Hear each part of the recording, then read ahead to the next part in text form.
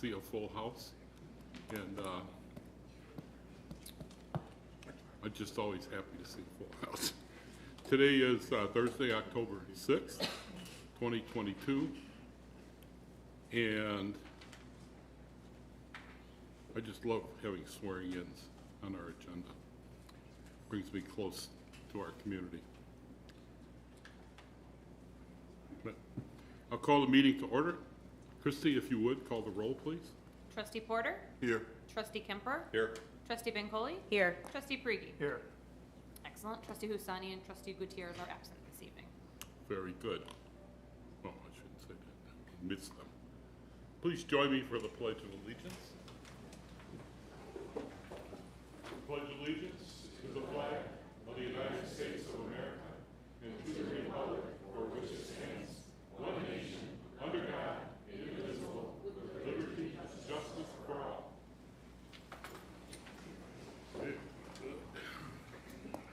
We have a motion to accept the agenda. So moved. We have a motion Second. and a second. Without objection. Christie, call the roll. Trustee Kemper? Yes. Trustee Bencoli? Yes. Trustee Prigi? Yes. And Trustee Porter? Yes. Excellent. Thank you. Swearing in, fire department, full-time firefighters, paramedics, Caden Girlinger, Zachary Martinez, Dalton Morris, Carlos Ward, part-time firefighter recognition school, rookie school completion firefighter EMT, oh, that's a long title, EMT Ryan Jacobs, and firefighter EMT Sergey Klinik. Did I hit it? Yeah. Oh, good. All right. Front and center, yes. Chief?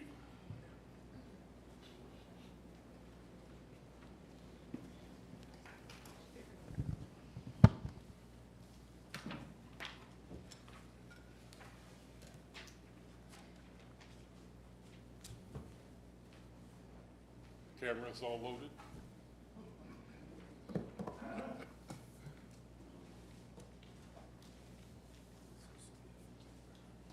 Okay.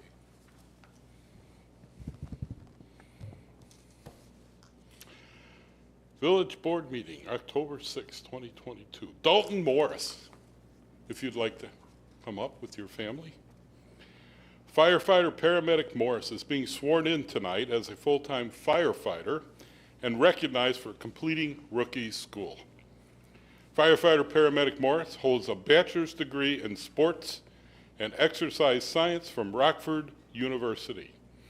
He completed his basic fire operations through the Illinois Fire Service Institute and is a graduate of Kishwaukee College paramedic program. Firefighter Morris is a second-generation firefighter. His father, Jeff Morris, is a lieutenant with the Buffalo Grove Fire Department. You got to have all the skills, right? That's going to be tough. Well, I wouldn't want to go home to that. Prior to coming Hanover Park Fire Department, firefighter Morris worked as an EMT for Sominac Fire Protection District. Firefighter Morris is currently doing his ride time and will be assigned to Red Shift under the command of Battalion Chief Similek. Similek, he's trained.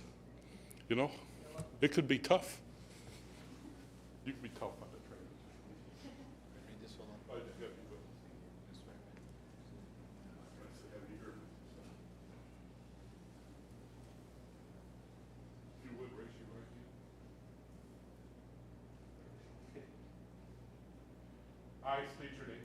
Dalton Morris, Do solemnly swear do solemnly swear that I will support that I will support the Constitution of the United States the Constitution of the United States and the Constitution of the State of Illinois, and the Constitution of the State of Illinois, and I will faithfully discharge and I will faithfully discharge the duties of the office of firefighter paramedic the duties of office of firefighter paramedic to the best of my ability. to the best of my ability. Congratulations. Well done.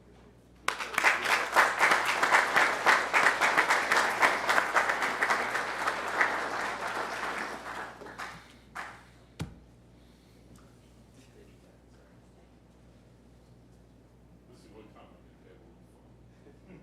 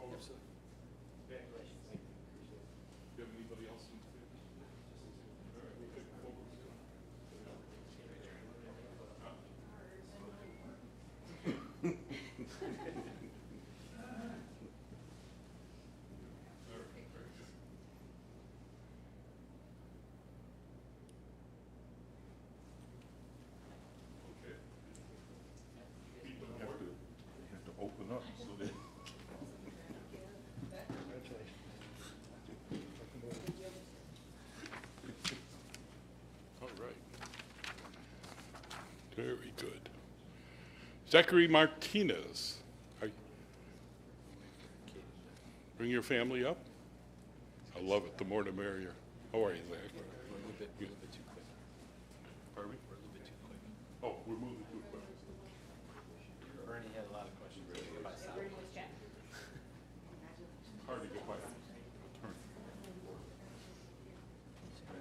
Oh, I love that crochet.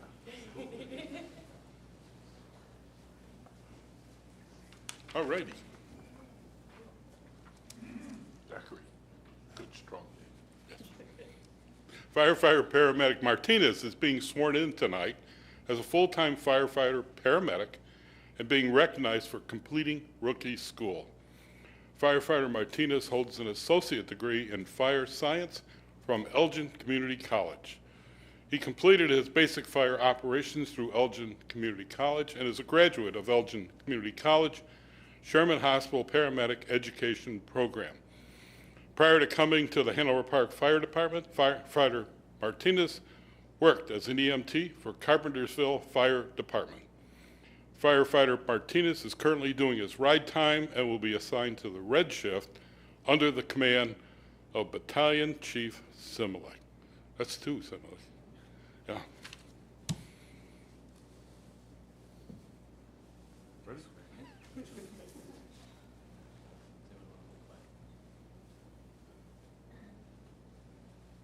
Raise your right hand.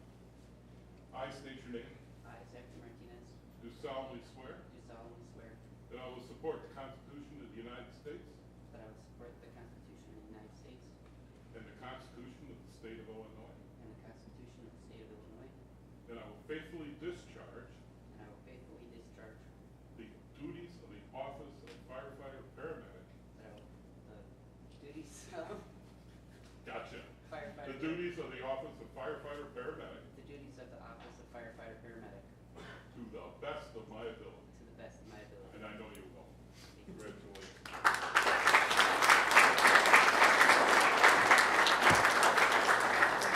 That was dangerous.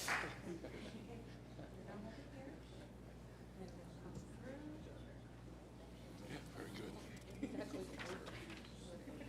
It's very confusing.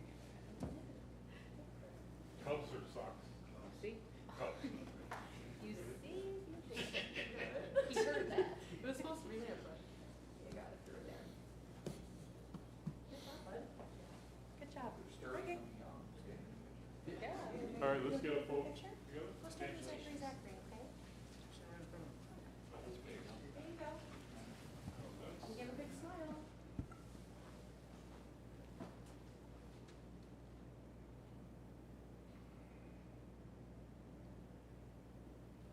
Very good. If you would repeat the order. One question before you do. Are you Cubs or Sox fans? All right, all right. We'll forgive you. We're on track. Congratulations. Okay.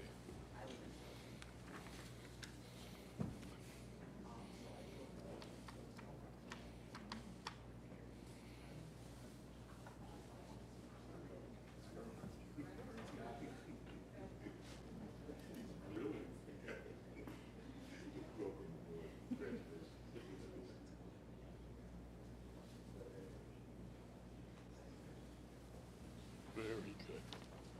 All right, two down, two to go. Carlos Ward. Bring your family.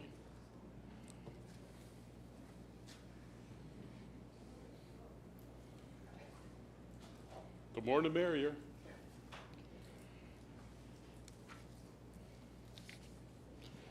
Firefighter Paramedic Ward is being promoted from a part-time position to a full-time status. Firefighter Ward is a 2.5-year member of the department, being originally appointed as a part-time firefighter EMT in January 2020.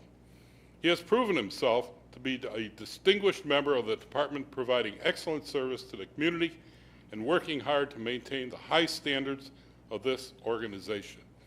Firefighter Ward holds an associate degree in fire science from Triton College.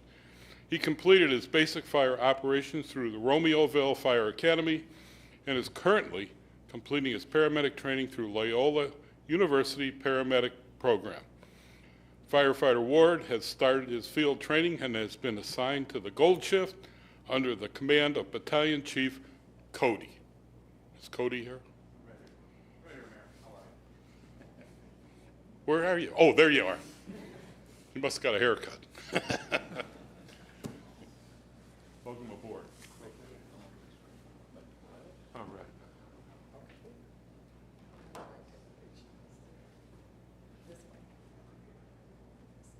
Raise your right hand. God, he's sharp. I state your name.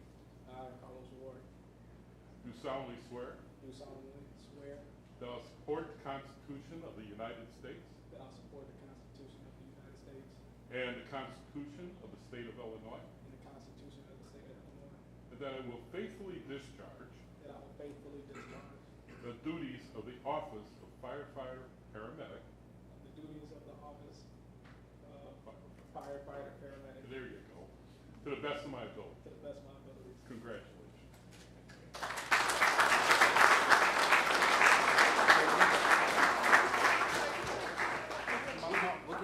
We'll get plenty of pictures. Okay, I just want, what am I supposed to do? Just.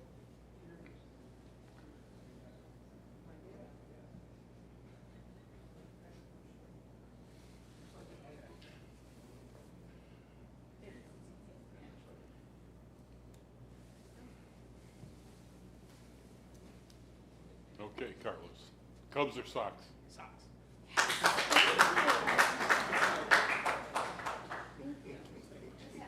Congratulations. We'll get a photo. Okay.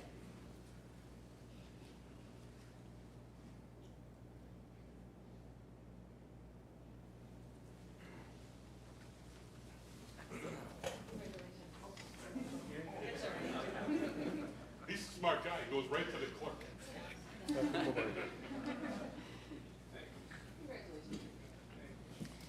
Okay.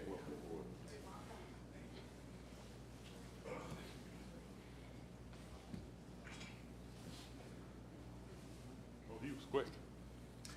That's what happens when you're a Sox fan. I'm going to have some fun here. Caden Girlinger. All right. You got a lot of support. That's nice. Evening. Very good. Firefighter Paramedic Girlinger is being sworn in tonight as full-time firefighter paramedic and recognized for completing rookie school. Firefighter Girlinger holds an associate degree in fire science from McHenry County College. He completed his basic fire operations through McHenry College and is a graduate of the McHenry County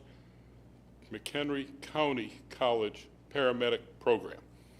Prior to coming to the Hanover Park Fire Department, Firefighter Girlinger worked as an EMT for Cary Fire Protection District.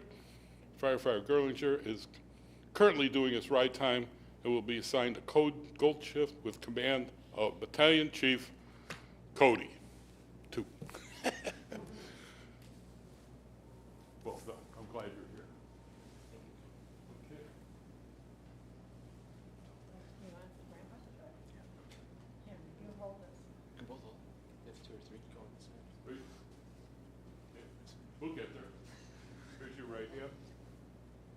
I state your name. I, Katie Girlinger, Do solemnly swear do solemnly swear that I will support the Constitution of the United States that I will support the Constitution of the United States and the Constitution of the State of Illinois, and the Constitution of the State of Illinois, and I will faithfully discharge and I will faithfully discharge the duties of the office of Firefighter Paramedic. to the duties of the office of Firefighter Paramedic Very good. To the best of my ability. to the best of my ability. Congratulations. Thank you.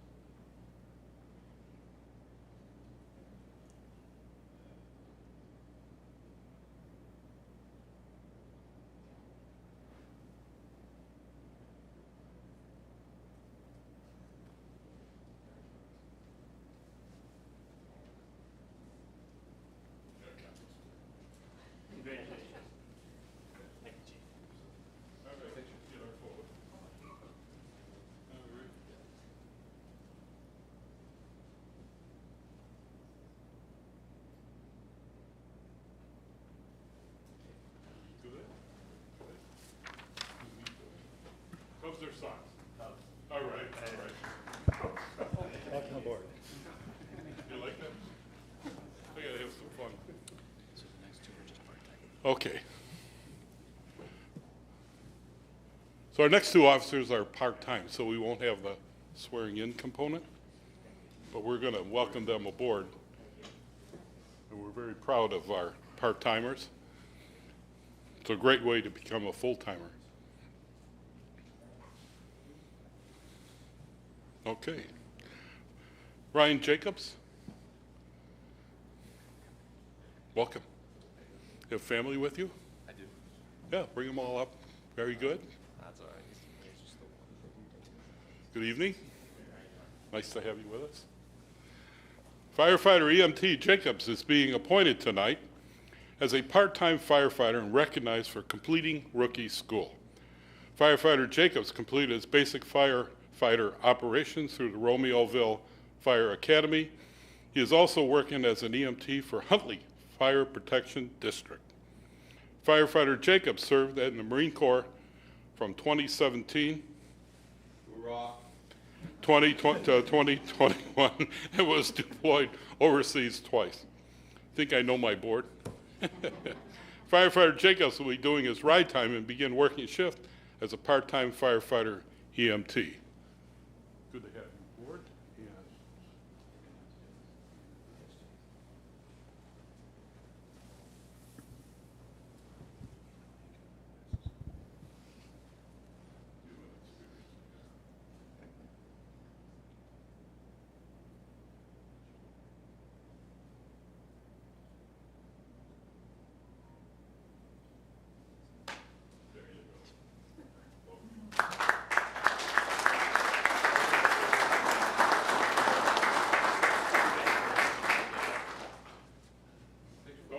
You're going to get a photo.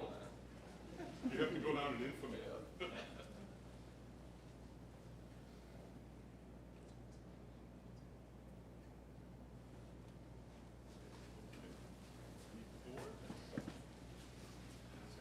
Welcome aboard. The last gentleman.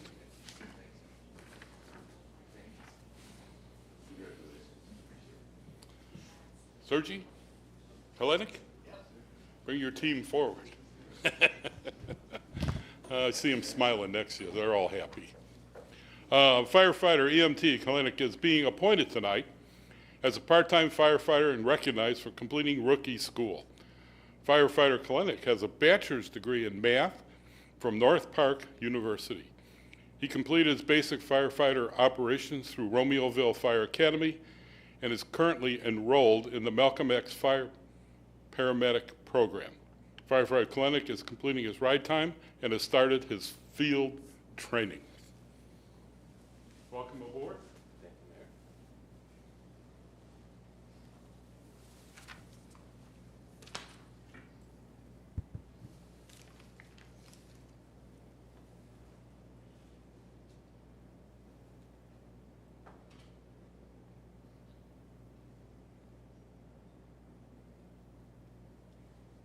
Good.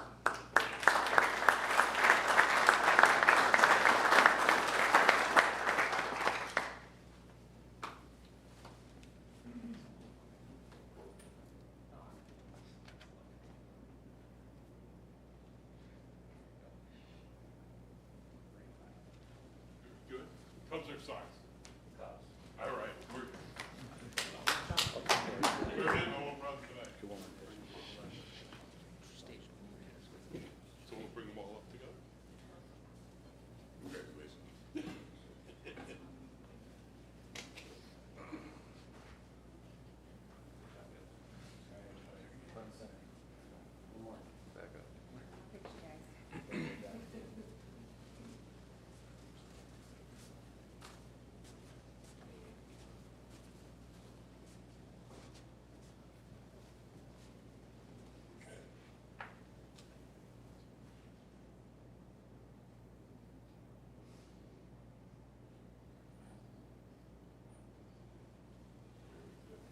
Gentlemen, congratulations. Glad to have you with us. A little background on. That's it. Just for fun. Before I take my seat, I sleep well at night because of the dedication of those firefighters we swore in tonight and those firefighters standing in the back of the room. This is my one time I get to tease them a little bit, whether they're a Cubs fan or a Sox fan. I get to raise the levity of tonight's meeting, and I want you to know we put a great effort in supporting the equipment, the skills, the training, what is needed to have a safe and trusted community for fire service and paramedic service. Our department, they do a fine job and a very, like I said, I sleep well at night, and these folks behind me support the budget it takes to take care and support the fire department in the Village of Hanover Park. Thank you all tonight.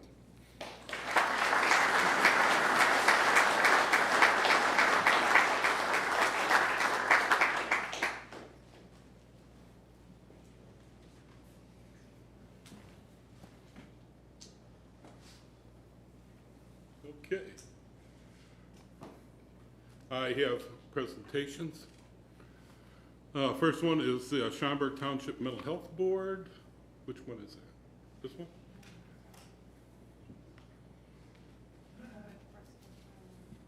Oh, okay. So my proclamation, whereas October is National Breast Cancer Awareness Month and October 16th is the National Mammography Day, and whereas breast cancer is the second highest mortality rate in women and is the second most diagnosed cancer. And whereas every 2 minutes a woman is diagnosed with breast cancer and 30% of the new women's cancer diagnosis will be from breast cancer. Whereas about 1 in 8 U.S. women in the United States will be diagnosed with breast cancer during her lifetime. In the United States in 2022, over 339,250 new cases of breast cancer are projected to be diagnosed in women. Whereas men can get breast cancer, and more than 2,700 new cases of breast cancer are expected to be diagnosed in men each year. Whereas 98% of all breast cancer patients survive when the disease is detected early, and there are over 2.9 million breast cancer survivors in the United States. Whereas mammography and X-ray of the breast can detect breast cancer up to 2 years before physical symptoms can be seen or felt. Now, therefore, I resolve that I, Rodney S. Craig, President of the Village of Hanover Park, do hereby declare October 2022 as Breast Cancer Awareness Month, and October 16th is the National Mammography Day in the Village of Hanover Park. And I'll present that to the appropriate individuals.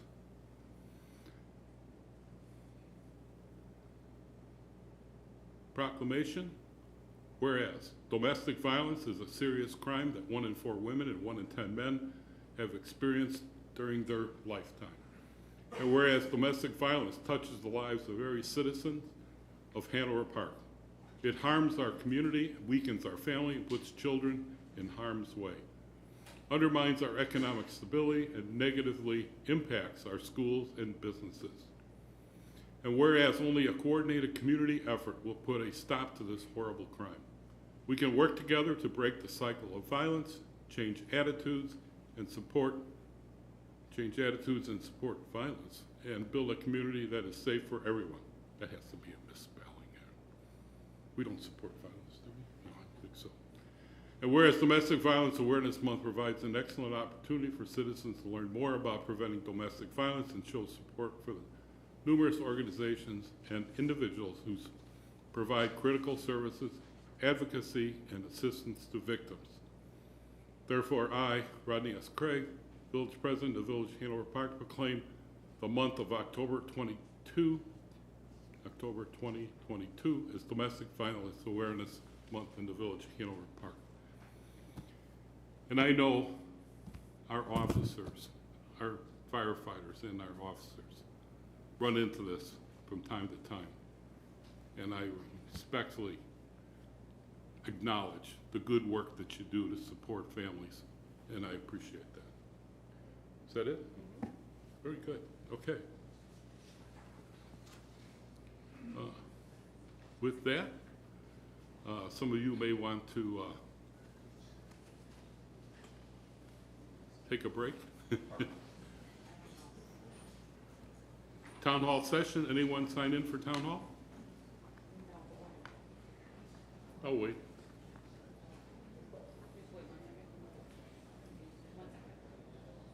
We have to check them. Just who? Presentation, remember, township mental health board, there's no presentation, Oh. we don't see them here, so hold on, give us 1 second.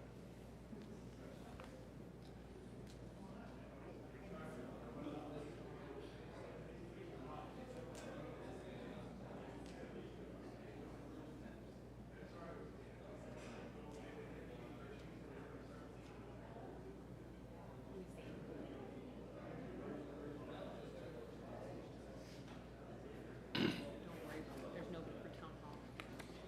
Okay. All right, no one's here for town hall. And Tom, you're not doing the presentation for the mental health board.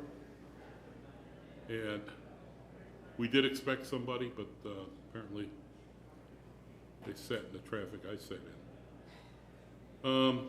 Village President's report. Pardon? It's, I must say tonight, I was honored to be invited to the investiture of Avis Proctor. She was delayed in her investure because of the pandemic, and that occurred tonight and at William Rainey Harper College. I'm a distinguished alum of William Rainey Harper College, and I believe some great work was put forward to bring her to our community from Florida. She came from South Florida. She's got a wonderful family. Her cousins sang a tune that kind of shocked her, but it was about welcoming, and it was about happiness and moving forward and serving our communities in an exceptional manner. And she's already demonstrated that, and I'm involved with transportation and other things with the college. So I wanted to acknowledge that. I've been awfully busy. If you've been anywhere near TV, you probably saw my face working the issue with the consortium for the railroad. I've been to DC. I was with our Senator Durbin and Raja Krishnamurthy as they came and spoke to the mayors along the corridor and others. Trustee, it was nice to see you pop in. You left too soon. They must have given you an assignment or something. But Juliana and I were there, and it was a great exchange. And we want to really get hard on the facts, because the facts that are being presented are not exactly truthful. And I don't mind saying that. It's kind of interesting. You go to Washington, D.C., and you speak before the Surface Transportation Board, and the first ones to speak are the railroad, the Canadian Pacific Railroad. 9 of them, all billionaires with enormous salaries, and they're going to dictate safety in our community. Their interest is in freight and getting it to its destination. They're interested in not necessarily having the right freight, but just running trains into east of Bensonville there, into the yard. We made our case. It was a strong case. I'm very confident that our goodwill was heard by the STB board. They can make some decisions about some process and procedure. I certainly was emphasizing the need for a special committee that includes mayors along with the railroad and some accountability to that. Very similar to what we did under Governor Quinn a number of years ago on the Western Access to O'Hare, which is still a work in progress. And that was, I can't tell you how many years ago, but I'm still here, and we're still fighting the good fight. And So I don't know, it's been a busy time, it's been a challenging time. I really appreciate the extra hours that our staff has put in to support this. Juliana, Dave, Eric, exceptional support. And it means a lot, not only to me, but to the village and the people of Hanover Park. And it's certainly worthwhile. With that, I'll move to approve by omnibus vote items on the consent agenda. So move. Second. We have a motion and a second. Madam Clerk, call the roll. Trustee Bancole? Yes. Trustee Prigi? Yes. Trustee Porter? Yes. And Trustee Kemper? Yes. That takes me down to 7A18. Motion to waive competitive bidding and approve a contract with Craven Klaus Sign Company, Inc. for the 2022 Gateway Signage Project in the amount of $254,104 and to expend an amount not to exceed $12,706 or 5% for possible change orders for additional unforeseen work and authorize the village manager to execute the necessary documents. With the contingency funds, the total amount is $266,810 and requires a 2/3 vote of the corporate authorities. So move. Second. We have a motion and a second. So actually, I think the first motion is to waive the competitive bidding.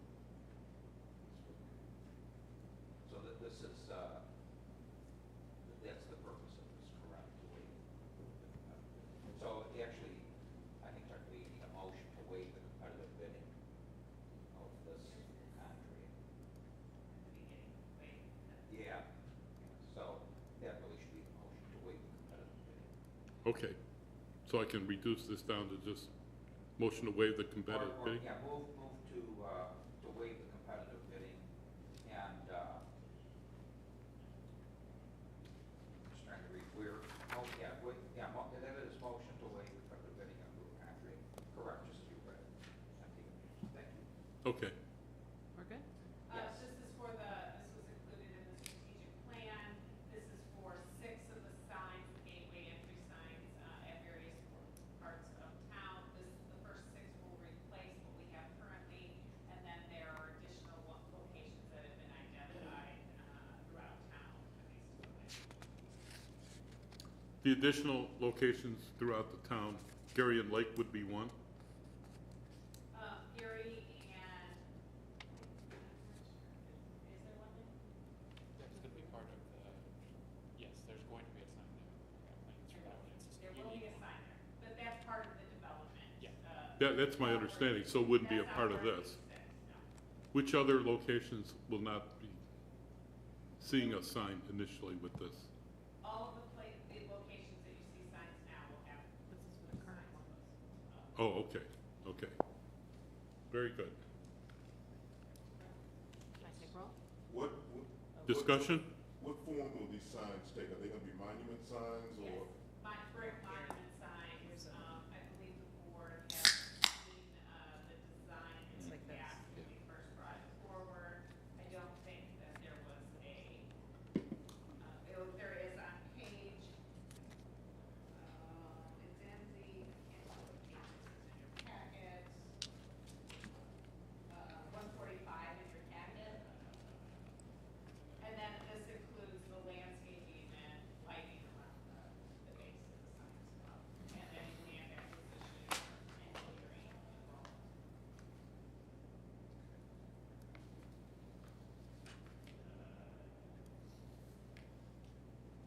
Any other discussion?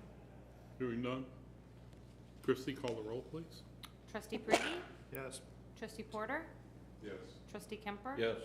Trustee Bancole? Yes. Mayor Craig? Yes. Thank you. Move to approve a warrant, 10/6/2022, in the amount of $2,609,006.19. So moved. Second. Questions on the warrant? Hearing none. Christie, call the roll. Trustee Porter? Yes. Trustee Kemper? Yes. Trustee Bancole? Yes. And Trustee Prigi? Yes. Very good, thank you. Let's see here. Thank you. Move to approve warrant paid in advance, 8/27/2022 through 9/28/2022, in the amount of $2,631,838.98. So moved. Second. We have a motion and a second. Discussion on the warrant. Hearing none. Christie, call the roll. Trustee Kemper? Yes. Trustee Bancole? Yes. Trustee Prigi? Yes. And Trustee Porter? Yes. Thank you. Move to approve August 2022 P cards in the amount of $15,427.75. So moved. Second. The motion is second. Discussion. Hearing none. Christie, call the roll. Trustee Bancole? Yes. Trustee Prigi? Yes. Trustee Porter? Yes. And Trustee Kemper? Yes. Very good. Village Manager's Report. Julianne. First item is the monthly treasurer's report for August. We'd be happy to answer any questions that the board may have. Any questions on the treasurer's report? Hearing none. I will, and I've spoke to Remy. I recorded the governor's comments to the mayors at the IML. And so I want to validate that the revenue is in par, that I talked to Remy about, but I will be sitting with Remy and evaluating that our revenue stream is what we expect it to be. I'm still a little sideways with the LGDF initiative, so I do want to see that we're whole on our revenue. And under the manager's report, we will continue with the, So we were on page, if you go back to your previous packet, we will continue the discussion from the workshop. And we left off on page 25. 24.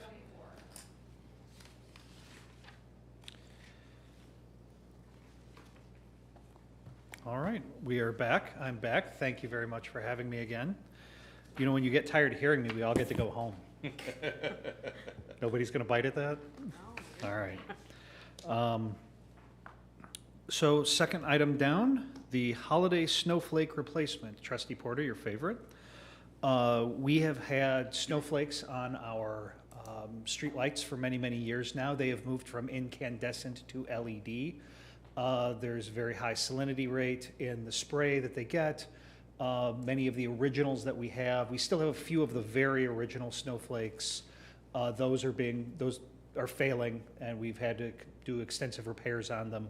We're moving those out. I believe we will be all LED after this purchase, and even some of the early LED ones are even going to be replaced. They just don't last as long as we'd love them to. so do you still have a couple of the original? I believe so. We had a lot sort of fall apart when they came down this year. Yeah, there was a few years ago, one fell apart and cracked and broke, and I got it re-welded, and so I decorate my house with that. That I know is for- trustees are very interested in having those. That was for Before we throw them away. $50,000. Okay, anyway, Teacher, I'm sorry, what page were we on? We're on page number 24. Okay, thank you. The next item are the Morton Pond improvements. Down on the south side of town, we have the Morton Pond. We call it a pond. That is a euphemism. It is a detention area. Don't swim in it. Don't eat the fish out of it. It has filled in with silt over the years. That is naturally occurring. As it fills in with silt, it loses its capacity to take and absorb stormwater when we have heavy rain events. It has lost much of its capacity. It's still operating, but it does need a significant amount of dredging and reforming at the bottom. It's one of those projects that's a little frustrating because it's going to look identical. When we start and when we finish, it'll look exactly the same. But in the adjoining neighborhoods, it'll make a big difference. are we responsible for the that pump that The flows aerator? water? Yes, The aerator? yeah. Okay. The next item at the bottom of page 24 for 25,000, I'm sorry, for Morton Pond improvements, that was $200,000. For the next item at the bottom is the replacement of 75 Parkway trees. This is an annual item. It is $25,000. This is used to replace areas where there either is no Parkway tree currently, there has been a dead tree that has been removed, or just an area that we need one. However, we do replace with appropriate trees for the area. We don't replace under high power lines. We don't put in maples and tall trees. We put in ornamentals, and we plant the appropriate species, plus we plant a wide variety of species to avoid like the ash blight that happened, and we were just decimated, had entire neighborhoods denuded of trees. I just don't like the tree in front of my house. Are you gonna replace it? I'm pulling your leg. We do have a warranty, correct? Yes, sir. Because some of the trees that were planted on Hawthorne. We have the east of the Esther. Yeah, we're gonna have the contractor come in and replace those. Yeah, There's a few trees throughout that Yeah. were replaced. Yeah. In my neighborhood, there's a couple. So.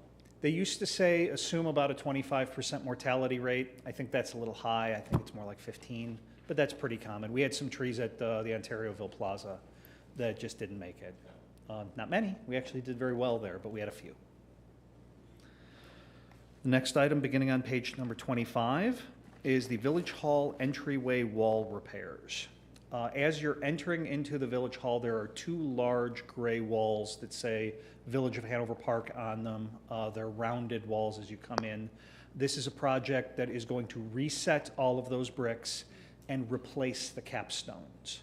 We have a lot of soils in the village that are very movable soils, very compressible soils, and over time, when we have these projects that are weighted very heavily, and in this case, those bricks don't have a foundation, they're just set on compacted ground.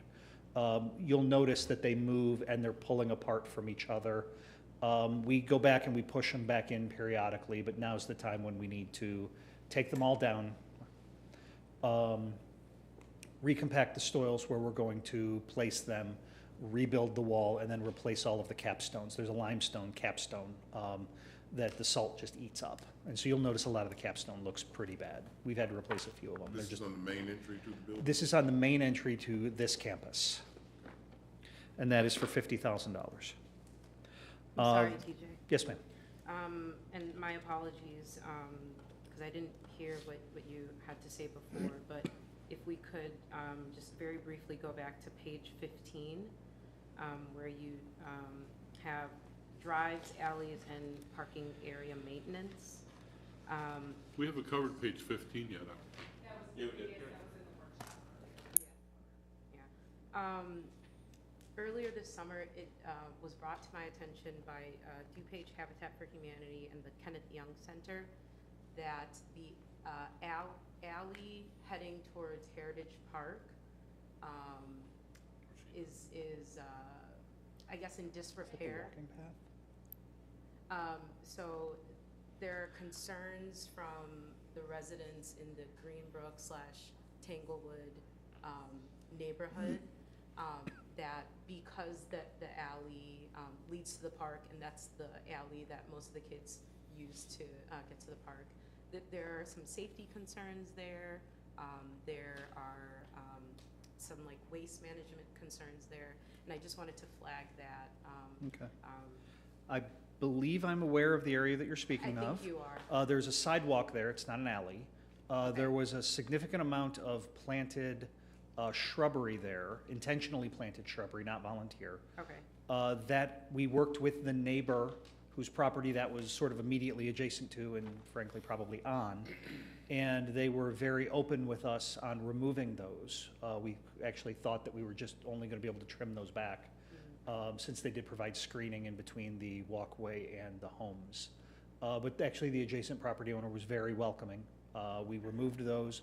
Okay. We reseeded, we grassed, we trimmed the trees back. There's already actually quite a lot of lighting there, but it may have been obscured a little bit with both the overgrown brush and some trees that were right there.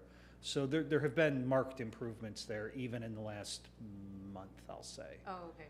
Okay, that's great. Yeah, because they had that whole I don't know if you're aware, they had that whole event just to bring attention to the fact that, Yeah.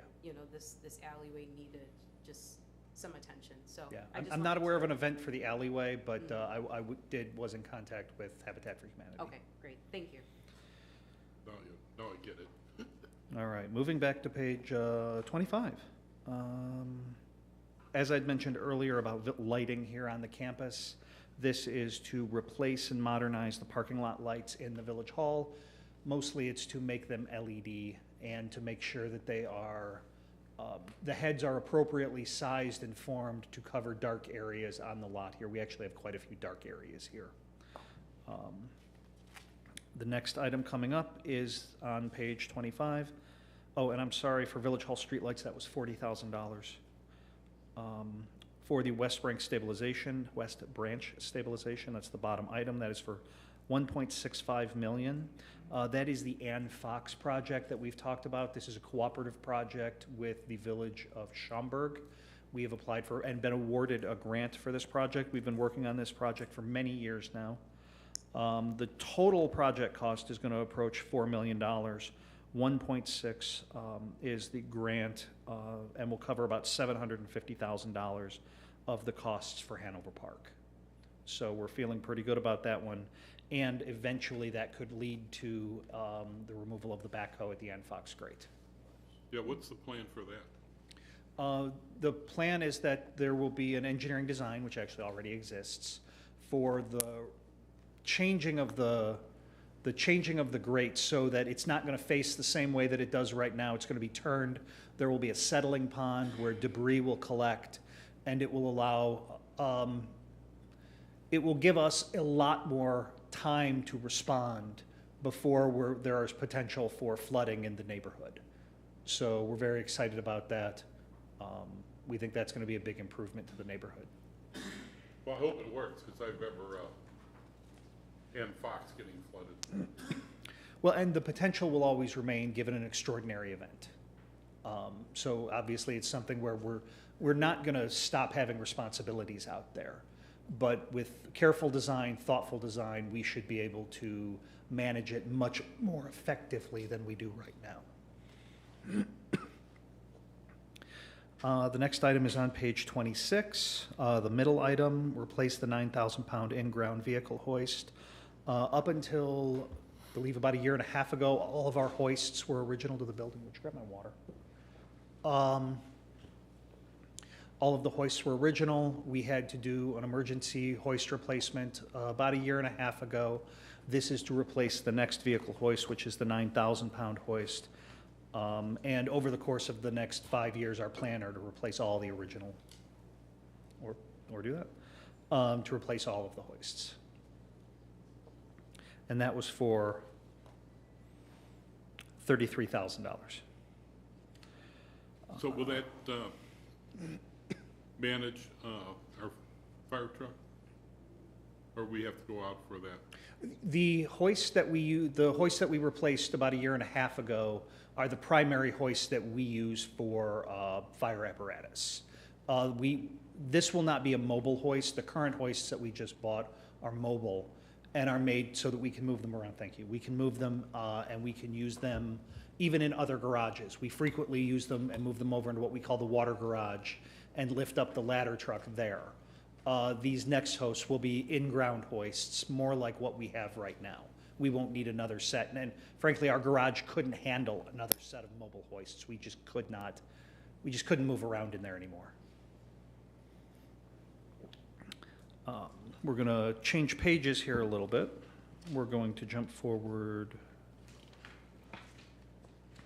maybe quite a bit, actually, to page 30. The top of page 30. This is for Public Works radios. This is year 2 of a 2-year program to reintroduce mobile VHF radios to the Public Works Department. This year's program was for a base station and several mobile radios, but mostly it was for the base station and the licensing and the repeater. Next year will be almost entirely handheld and mobile radios and equipment, and then that program will be concluded. The next item is on page number 32. So on the top of page 32, we've now moved into the Water and Sewer Fund. You know, it just occurred to me that we wrote splash pads on here. These actually are splash pads. At all of our tower sites, we have large concrete pads that are used in an overflow event to limit erosion. And these pads are splash pads, but they're not like children's play pads. And what they do is they just move water away from the tower. Right now we have several that are back pitched. And while they still stop erosion, they're holding water and they're splashing water back around the tower itself. These new ones will stop that from occurring. That is $45,000. The next item is the Evergreen Tower Rehab. We've started calling them rehabs instead of tower painting, just because we want to make sure that everybody understands it's more than painting. However, it is painting. We will be painting the Evergreen Tower with your consent, and we will be putting the new logo on the tower. Now it won't, this is the Evergreen Tower, so it's up north, so it's not a spheroid tower. This is one that has flat sides, so it'll be much more like the logo that's up on the wall there. This is $575,000. This also includes all of the internal OSHA required updates that occur regularly with the tower. These towers all are climbable if you wear harnesses and follow the proper safety protocols. You can climb these towers. However, that is a constantly evolving safety concern for us. So very often there's things like different ways of railing, different ways of tower climbing, different ways of fall protection. There's always something going on with that. Do we take the tower offline? Yes, the tower will be out of service. There's internal work that's done to the tower as well, probably for 3 to 4 months. So how do we maintain that portion of the community? All of our tower, we only have one water system. We only have one elevation. We don't have separate pressure zones. We only have one. So all of the pressure in the town will be maintained by the existing towers in other parts of the town. So even though the tower, you might have a tower near your home, that's not necessarily where the water for your home is coming from. The water moves around. Sometimes it's easier to think of water in the system more like electricity, like electrons moving around, than it is simply like saying that's the tower and that does feed your house. Now, in many cases it does, but that's not always the case. So we won't have any issues. Now, for example, where there is maybe a little bit, not an issue, but something we're always aware of, is there's a certain amount of fire flow that we have the ability to produce very quickly. So we may rechange our set points on our SCADA system, that as we see the other towers around town falling, we may provide call alerts to bring up the wells faster. Well, or actually, not so much that, it's the call to the transmission stations with Jawa faster to make sure that we can provide everything that we need for that. So there's a constant balancing act that's occurring even on a normal day. And this just changes our balancing act. Well, yeah, and part of the concern is if we have a fire department likes to suck the pipes dry. Yes. And, so we need to maintain that pressure. Right. No, we work very closely with them, and we have a lot of fire flow. So we're in pretty good shape.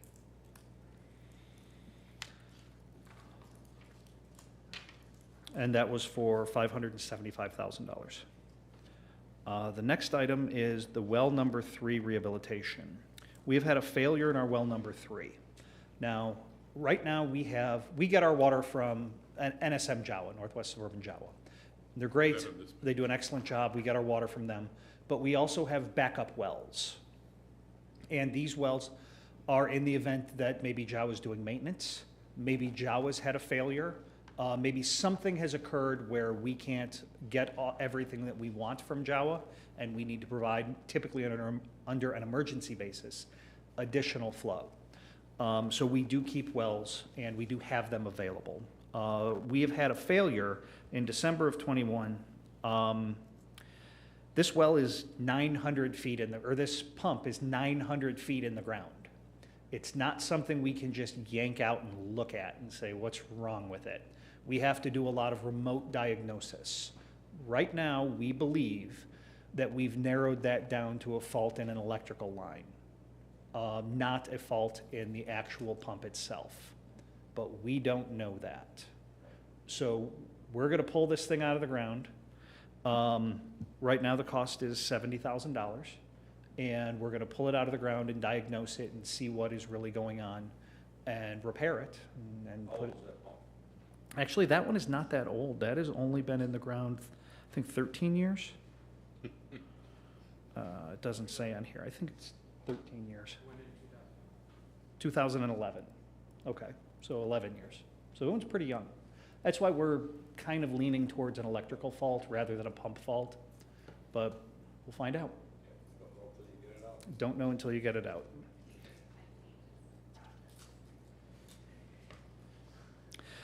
The next item is village-wide leak detection. This is to help us find water main breaks that don't surface. This is $70,000. This will occur mostly overnight, and hopefully we find water main breaks.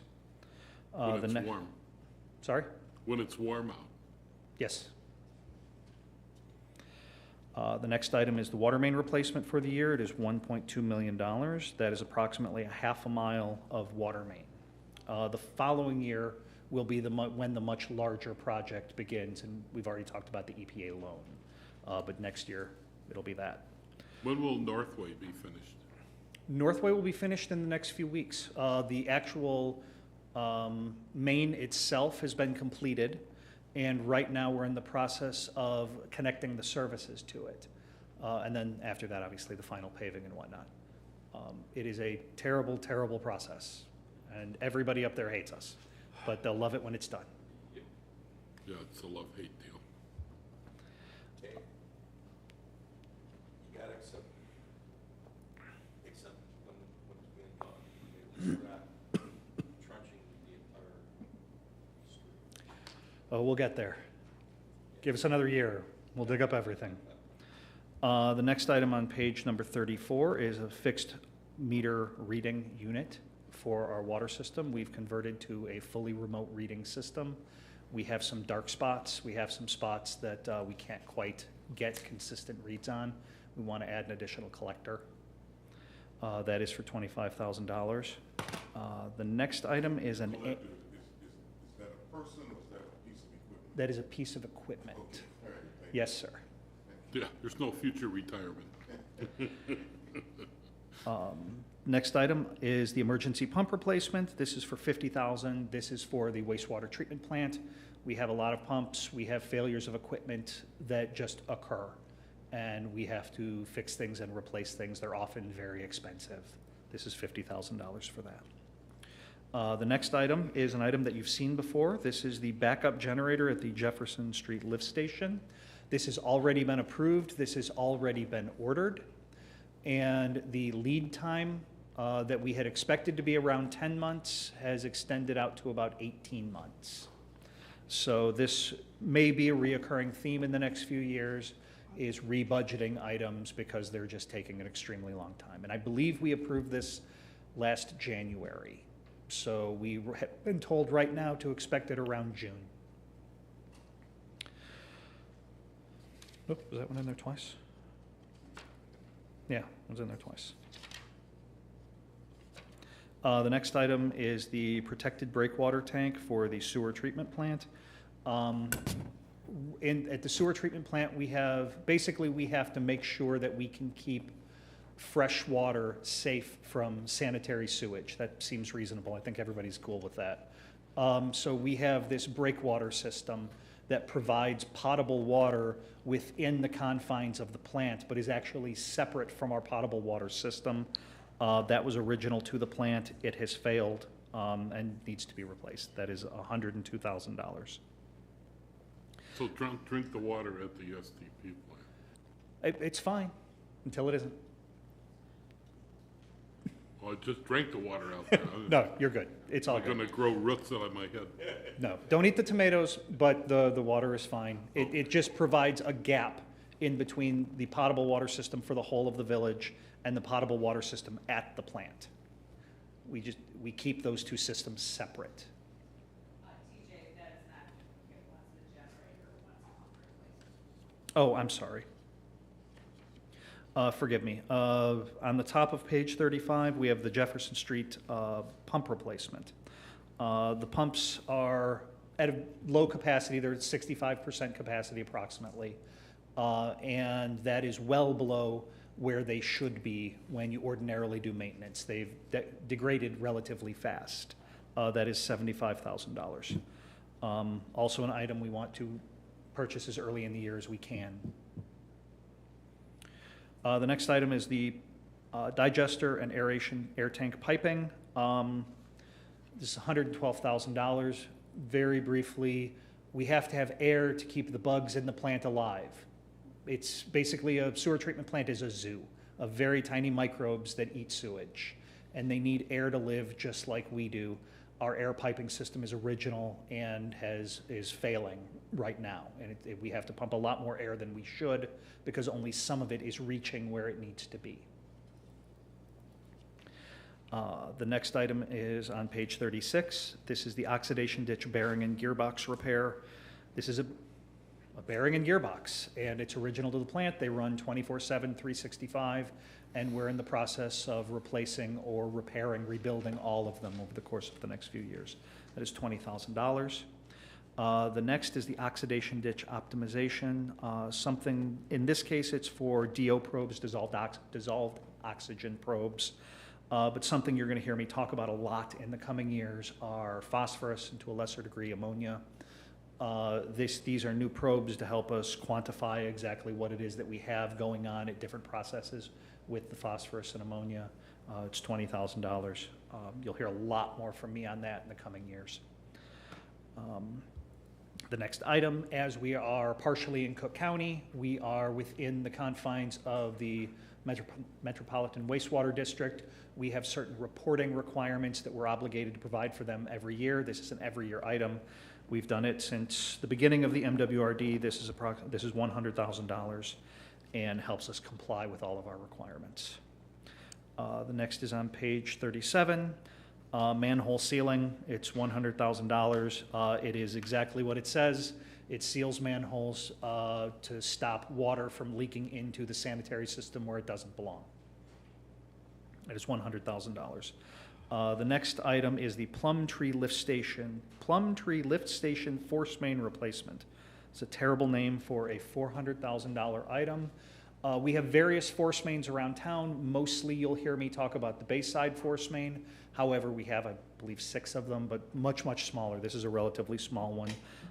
It's over 20 years old, and what's happened is that the pipe has pocked. It's degraded internally, which limits the ability of fluids, sewage, to flow properly. So it makes the pumps work much harder and can damage the pumps because it's working much, much harder. It's something that we're going to periodically have to do eventually to all of our force mains, and this one is $400,000. And where's it at? Plum Tree? It's adjacent to Plum Tree. I can show you. It's actually a relatively short run. It's over by Wendy's. Oh, okay. The next item is the sanitary sewer backup prevention program. It's a $5,000 program. This is what used to be the overhead sewer program, which is now mostly a check valve program. It's actually been very, very successful. We've had a few people take advantage of it and very successfully. The next item is the sewer rehabilitation. This is sort of like manhole sealing. This is the sealing of pipes. This is an every year program. It's $150,000. Again, the main point of this program is to keep water that should not be in the sanitary sewers out of the sanitary sewers, so it stops in heavy flow events sewage from backing up into residents' basements. That's what this program is intended for. The next item is manhole sealing. Actually, it shouldn't be called manhole sealing. It's a Vanguard system. So right now we have a jetter truck where it's like angioplasty for the sewers, where we take this giant truck And we stick this hose down into the sewer, and then we run it up, in some cases, hundreds of feet, and we use high-pressure water to clear blockages. So if anybody has a sewer backup, you call us, we bring this truck out, and we clean the sewers. We also clean the sewers preventatively. We also have high targeted areas where we clean the sewers preventatively a lot. However, as you can imagine, there's human beings involved in this process, and as we pull this hose out, we have to touch this. We have to be around this. We have to make sure that it gets put away properly. That's a little yucky sometimes, to use a technical word. So this program, or this system, is relatively new. It attaches to the front of the Vector, and before we handle the hose as it comes out of the ground, it actually cleans and sanitizes it ahead of time. We're pretty excited about this, and we hope you agree to it. That is $14,000. It's a yucky machine. What's that? It is a yucky machine. The next item is on page number 39. We are now in the commuter lot. Whether people are parked there or not, we still have responsibilities for the commuter lot. The first item is the heater replacement. The heaters in the main part of the metro station are failing and need to be replaced. They're up in the ceiling. There's 3 of them, and they need to be replaced. That was for $30,000. The next item is the metro station landscaping refresh and replacement. This is for $75,000. The landscaping at the metro station has far outlived its life expectancy. It does not meet with anybody's current standard of what landscaping at a nice looking facility should look like. It's just awful, and we would like to correct that. Right now we're budgeting for $75,000. The current plan is to make it look, to take design points from Ontarioville and sort of move them over where appropriate into the metro lot. We really like our design over there. We want to move some points of it over. Well, we've done a nice job in Ontarioville. Looks great. But my concern is that fund, the metro station fund, is you know, we don't get the parking there, so the fund's got to be underwater. It's very challenged. So we're going to have to move money over from the general fund? Do we have any idea how much we're underwater? 800,000. 800,000? That's good knowledge, Yes, sir. especially when I sit at the Metro Board meeting. I have one question. Yes, ma'am. A couple of months ago, I think, maybe it was even a year ago, one of our environmental committee members mentioned that when, so she is married to someone who is severely disabled, and mentioned that when she came for an event at Ontarioville, there's a lack of ADA parking because she had to walk from quite a far distance to get to our downtown area. And so just thinking about the improvements that re-jogged my memory on that. And So right now, and again, there's lots of context that we're not getting here, which might help. There is ADA parking in the veterinary lot, the lot immediately adjacent to the veterinary clinic that we actually lease a row to them. I believe there's handicap parking in there, although that's right, isn't there? I think there is. And then there's handicap parking in the lot on the other side of the bar that's name's escaping me. Prairie Station Pub. So there is, now where I would maybe share her opinion is that there is not an obvious there's not an obvious parking area for anybody dedicated to the plaza.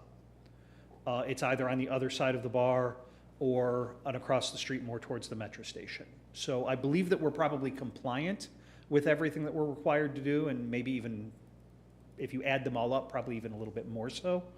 But I would agree, if you're in the Ontarioville Plaza itself, it is not immediately apparent where parking is, other than down at the metro station. Okay.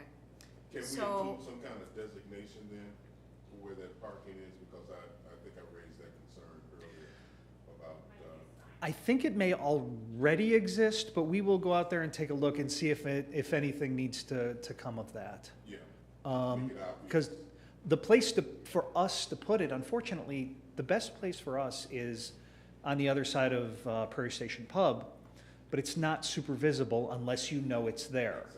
The next place is in the Metro lot that we lease.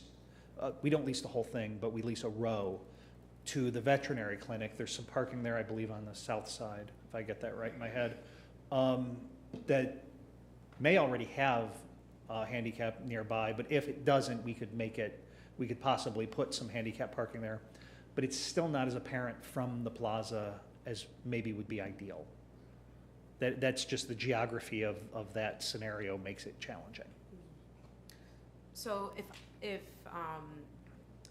I'm a resident and I'm going to an event in the downtown area, in my opinion, my first thought, and if I need those ADA services, my first thought wouldn't be to park at the pub, only because it's a private business. Right. And then also, I'm not sure my first thought would be to park at the veterinary vet services.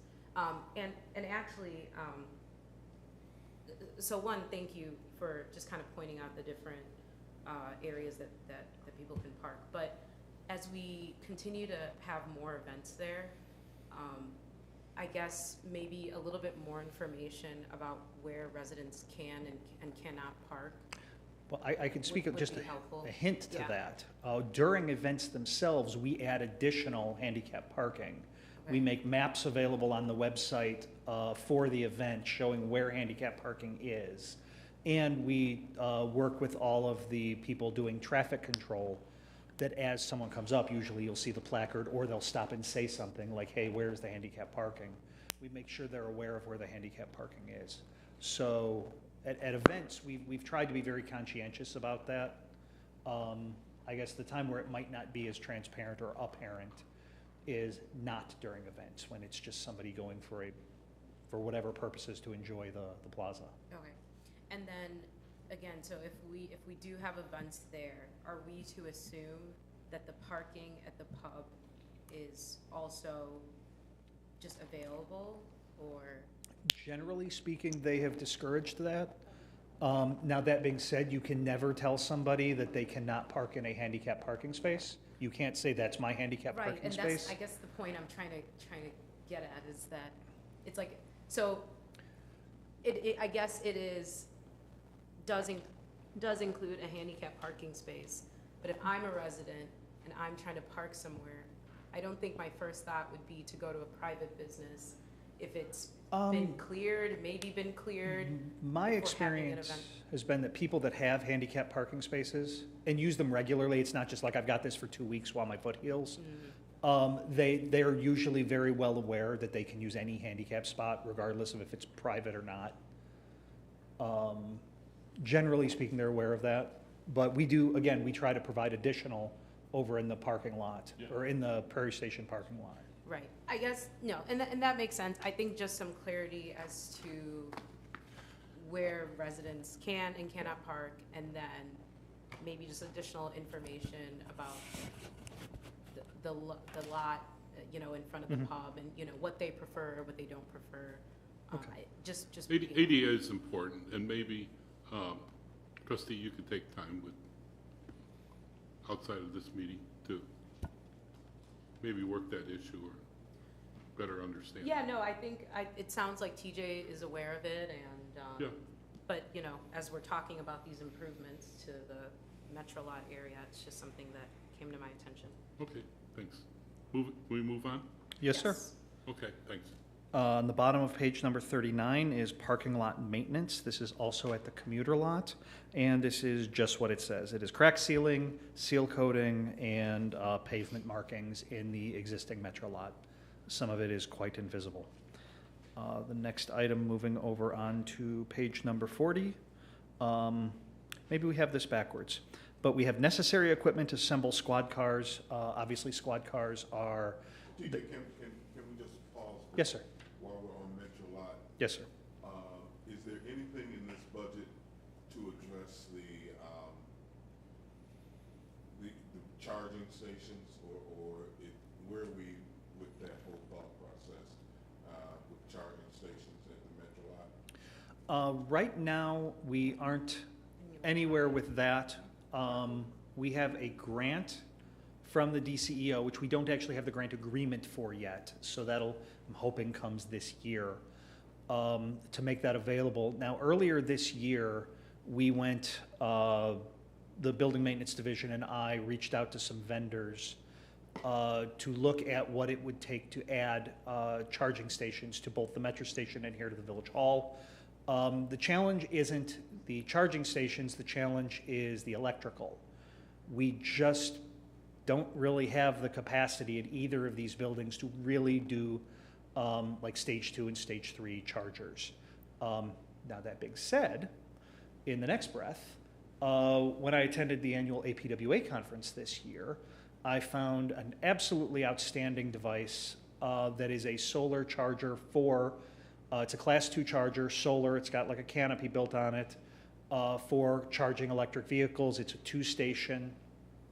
I'm very hopeful that that's something that we can look at when this grant agreement does finally come through. The exact location hasn't been determined yet, but I think we're overcoming our primary challenge, which is we would need a fairly substantial electrical upgrade right now at the Metro Station. That's one of our capital grants with the state. Yes, sir. And they're just slow in coming. Yes, sir. And is there a provision to continue to provide more capability for bicycle parking at the Metro Lot for the bicycle racks? We just added, is it even been a month ago? We had received a grant from the state of Illinois. Many communities did. And we just added in the last month a substantial new bike rack and bike shelter, so the bikes are covered over at the south side of the Metro Station. On the south side? Yes, and I do believe, and I could be wrong now, but I think of all of the municipalities that got the grant, ours is the only one that has been placed at this time. I'll have to go take a look. I didn't know that was there. I'll have to go take a look at it. Yeah, that I know just that went in. discussed at some of the Northwest pedestrian and bicycle committee meetings. Yes, sir. That was coming. So it's on the south side of the lot? It is on the south side. On the north side? Yeah.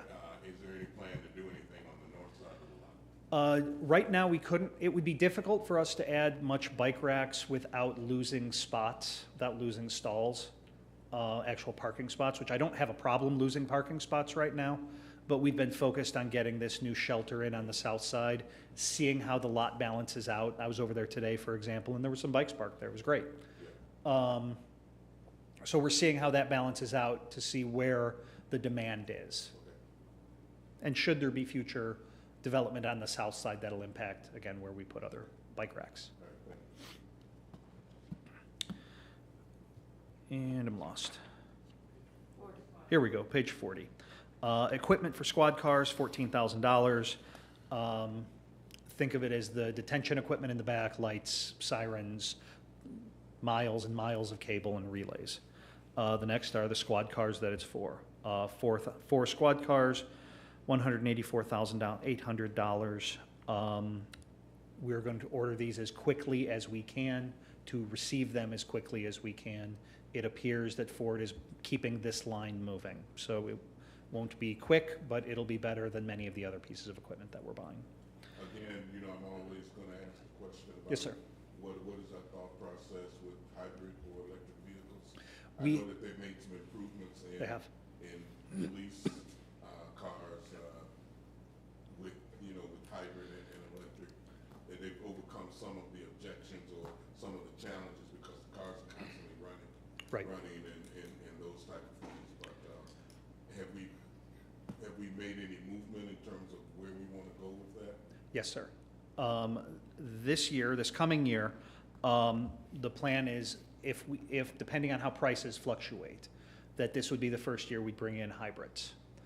There's a high probability it won't be this year, it'll be the following year. There's a high probability. We've grown comfortable now with hybrids. We've seen other communities use them. The early versions were not maybe quite up to spec. They are getting there now. There's some training that we're all going to have to send all of our mechanics through. There are very high amperages in those cars. We have to be safe around them. The all-electric ones are probably not going to be in our fleet anytime in the near future. However, New York City just bought 184, and we're watching. They're the Mach-E's, the Mustang Mach-E's from Ford. We're watching very closely to see what they're doing with those. The concern right now is they're going to put them all in admin cars rather than actual patrol cars, and we really want to see them in patrol cars. Realistically, I think we're a ways away from an all-electric fleet in the patrol side of things. I think we're quite a ways from that. But we are looking at the hybrids. We are. That's encouraging. Yeah, we are. They're getting there. Next item, bottom of page 40, is the replacement of the police department's supervisory squad vehicle. This is a Tahoe. That's for $50,000. The next item is for Public Works. Actually, the next two items are very similar. One is a one-ton dump truck that is going to have a plow and spreader and all of the controls and hydraulics for that. The next item is still a one-ton dump truck, but it's really only going to be used. It's going to have a leaf box on the back, so it's not going to have all of the hydraulics and all of the other stuff. It's for a leaf pickup. It's got the big box on the back, so we can shoot ground-up leaves into it. That was the first one was for $102,000. The second one is for $65,000. The next item is to replace ambulance number 381. Right now, that is budgeted for $313,000. We think inflation is going to be hitting that vehicle very hard. I don't have any updates on that right now. We're trying to get that. We have been told that the lead time on that vehicle could be as high as 36 months. We've never seen that before. That's unbelievable. It's unbelievable. It'll be at least 24 months. We're hopeful that is not the case, but that does appear to be the case, and it's driven by the availability of the chassis. The next item is the main brake truck. That is for $200,000. It's basically a big box truck. If you've been unfortunate, you've seen it in front of your house. That was originally for last year. However, we made it work another year. Availability is a challenge again for the chassis. The next item is a replacement of what we refer to as the finance truck. That's a small pickup truck, number 127. That is $31,000. That's primarily the turn off and turn on truck. And it does lots of work running around town very quickly, getting things that finance needs, mostly. The next item is the replacement of the fire utility pickup number 351 for $44,000. You'll recognize that from last year. That order was canceled on us once we had ordered it. Ford just simply called us up and said, that truck will not be available, you have to reorder. And we were not even given a preferential place in line because of the reordering. That's the world we live in right now for vehicles. The next item is a replacement truck for number 103. That's a water and sewer truck. That's for $45,000. The next item is a small loader. Now, this is a new piece of equipment, which everybody's very excited about, including John, who wants to drive it. So this is think of it as a small wheel loader. It's a multi-function machine that we're getting to work primarily during snow season, but it can actually take all of our attachments for our Bobcat. But primarily it's going to be used as a sidewalk plow. And everybody's really excited about this. They think that this is really going to make a difference.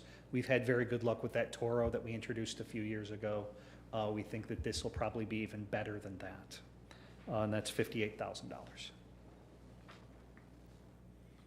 But it makes John happy.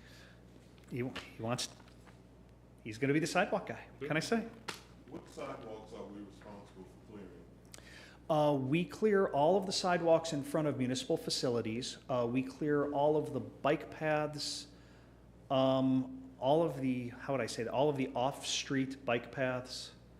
We clear Ontarioville. I mean, the list actually goes on and on. We do a lot. But it doesn't happen immediately during the event the way that we do streets. It happens the next day and the day after that. And right now it's manual. It's mostly manual. We do have a rubber tracked device that's basically a giant Toro lawnmower. Yeah. And it's been great. It really has been great. But our need to plow areas that are sidewalk on we don't either want to drive a truck on, even a small truck, or that the truck would be too heavy and might damage what we're trying to get into. These machines can do that. They spread they're light to begin with, but they spread their weight better. Okay. The next item is on the top of page number 43. It is a replacement Elgin Pelican street sweeper for $275,000. The item after that is the replacement of trailer number 636. This is for $6,000. This is the trailer that the concrete saw lives on. And that might be the end of me.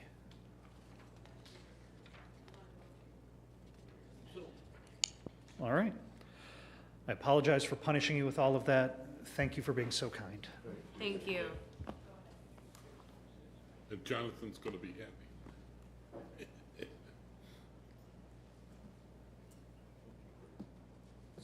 Just really quick, on page 26 at the top, there's a reference to document scanning services. This is a continuation of the implementation of the Laserfiche document management system. This year, which I'll be bringing to the next board meeting, we implemented the software. Now we're going to hire a company to scan our existing records, digitize them so that they can be placed into the Laserfiche software. And we are going to try to budget money each year for the next several years to get as much of the existing records digitized. The number is $50,000 for that for next year. So all our Laserfiche records will be converted? Over time, Mayor, yes. We're incrementally doing it over several years. Thank you. Good evening. Good evening. I will try to be very succinct, don't have a whole lot in terms of capital requests. We can start on page 17, which is our TIF 3. Can you pull the microphone down just a little bit? Sorry. Page 17, TIF 3. We are setting aside $300,000 for any potential land acquisitions. So as you know, we have our TIF plans, our TOD plans, and as critical properties may become available, or if we needed to make any improvements, this money would be set aside to help us accomplish our future plans. $50,000 for, again, as we acquire any properties, if there is any improvements that may be needed, sometimes there is abatement that may be needed or demo that may be needed, that's being set aside for that. We will be continuing to request our funds to be set aside for facade improvement. And once again, requesting $100,000 to be set aside. We have been encouraging our property owners in all of our TIF districts to apply. We did have applicants from TIF 4 and 5 apply.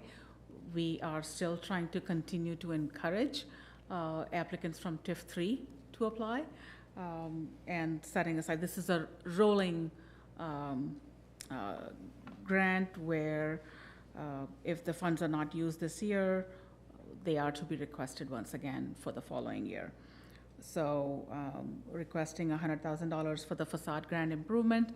As you'll recall, it's capped at $25,000 per property. So this would allow us to help at least 4 properties. I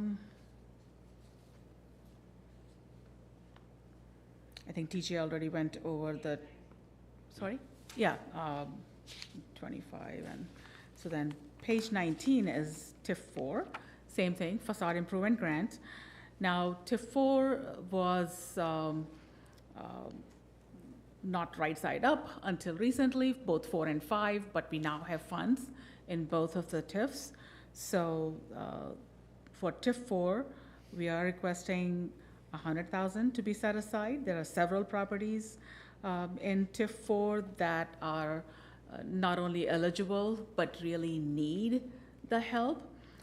We've been meeting with property owners, including where the Chapala and Yummy Station were, LA Tan, all of those properties in TIF 4 are eligible, so $100,000 to be set aside for that. TIF 5, we actually met with the owner of the Old Salem Shopping Center, so hopefully we'll see a grant application coming in. But for TIF 5, the request is 75 grand. This would enable us to help 3 properties in TIF 5.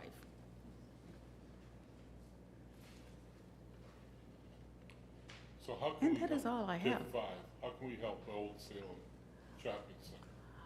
They are applying for the grant. Now, that particular shopping center has a lot of deferred maintenance. So the new owner, and the property did get sold a few months ago. The Do we new have a new owner there? Yeah. The new owner has a game plan to improve the property, and he's willing to invest, according to his rep that we met with today, almost $600,000, but it will be over a course of 4 or 5 years. So even if he does apply for a facade grant, our grant is limited to $25,000 per property, which is not a whole lot when you consider the whole shopping center, but that's what they will be applying for. They did inquire if they could, because this is a phased improvement, if this is something that they could come back with 1 year and then apply again for the next year, but that's something that they'll have to come before the board to request. But that is a property that made an application even today, and we'll be working with them. So if the work gets done next year, they only get reimbursed. It's a reimbursable grant, so they only get reimbursed the fiscal year that the work gets done in. I have one. Go ahead. So with that thought in mind, and thinking about how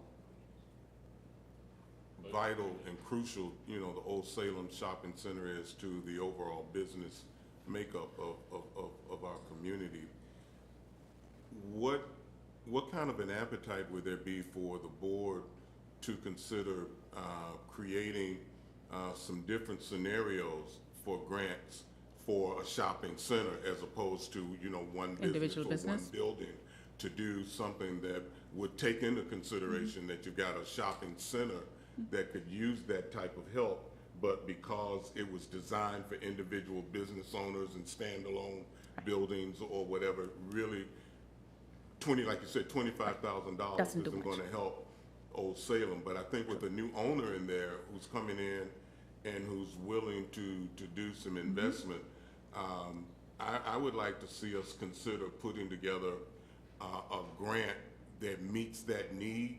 Okay. It could still be on a reimbursement basis, but of an amount that's sufficient to allow them to accomplish something. Because for them applying for $25,000, it's probably not even worth the paperwork, to go through and to do it. But if we could talk to them, see what it is that they have in mind, what their plans are and what their needs are, then we could come back and design a grant that would help them to accomplish those goals. I think everybody would be a winner in that situation, because we get a much improved shopping center out of it, make it more viable to the overall community, and it's an entryway into the village. One of the first shopping centers you see coming in from the east. So anyway, I think that's something I would like to see us consider. Okay. They can probably move forward with an application right now with what we have in place. In the meantime, per your guidance, we can come back and present something to the board and with some changes to the grant structure and for the board to consider. Let's have some discussion on that. Sure. Okay. Sure, me Yeah. too. So this grant's been in place for a year?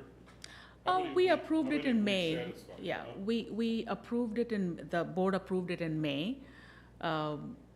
We've had 2 applicants since then, one in TIF 4 and one in TIF 5, and they have both not either been eligible because improvements were already in place when they applied, and the grant specifically says that they need to be approved before and they need to have, there's a process that's in place.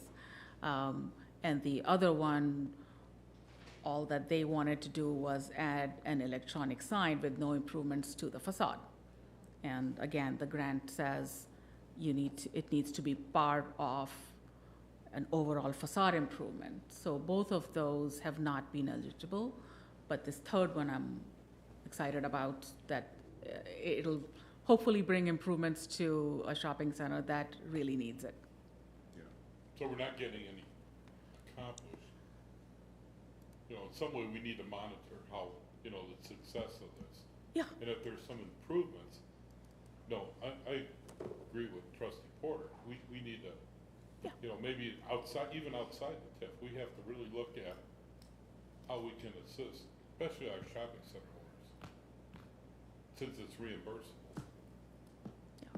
We'll come back with a proposal for the board to consider.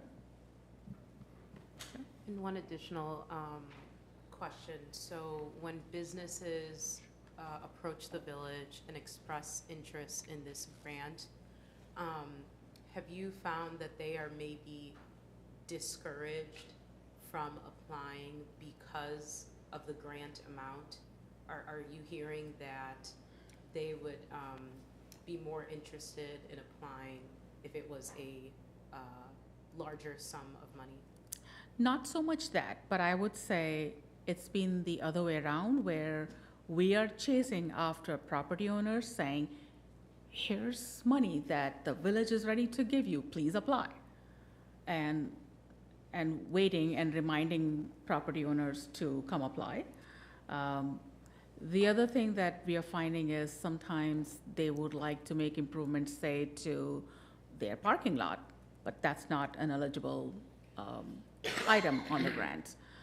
This is the first one where this is a shopping center where the amount of improvements that they would like to do far exceeds what the grant was set up for and for an individual business.